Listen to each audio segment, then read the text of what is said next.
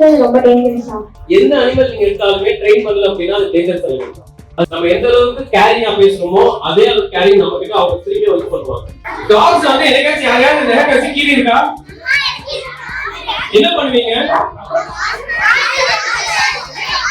First வந்து appointment சொல்லி hospital போய் டிடி இன்ஜெக்ஷன் போடுவோம். இது எல்லாம் இந்த ரெண்டு இந்த இதோட ஹார்ட் பீட்டே வருது. கூட நிக்குன்னா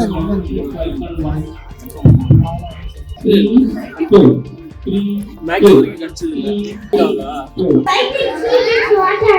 ராபிஸ் இருக்கிற டாக் வந்து நம்மள கடிச்சாங்க அப்படினா நமக்கு அந்த இன்ஃபெக்ஷன் வரும்.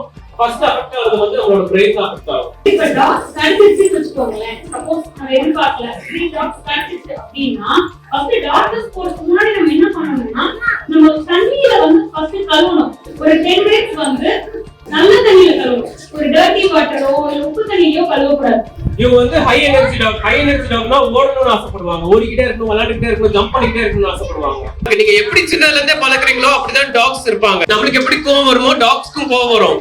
டாக்ஸும் அடம் பிடிப்பாங்க. ரைஸ் தான் சாப்பிடுவான். ஒன் டைம் சிக்கன் ரைஸ் சாப்பிடுவான். இன்னொரு தடவை வந்து கர்ட் ரைஸ் இல்லாட்டி வெஜ்ஜீஸ் வச்சு ரைஸ். இந்த டாக்டர் இதனால வச்சுங்க. ஆனா ஒன்ஸ் டாக்டர் டைம் ஸ்பெண்ட் பண்ணீங்கன்னா அடுத்த வீட்ல வந்து ஹேண்ட் வாஷ் பண்ணிடுங்க. அவங்க சலைவால அவ்வளவு பாக்டீரியல் இன்ஃபெக்ஷன் இருக்கு. உங்களுக்கு இப்ப தெரியாது, எதையுமே உடனே உங்களுக்கு அஃபெக்ட் ஆகாது. ஒரு 6 மாசத்துக்கு அப்புறம் தான் அந்த எஃபெக்ட் உங்களுக்கு தெரிய ஆரம்பிக்கும். நீங்க எல்லாருமே டாக்டர் ட்ரை பண்ணிருக்கீங்களா? Okay, nice. Raising hands not doing like that. 100% you have to inform to your parents. Please don't forget, okay?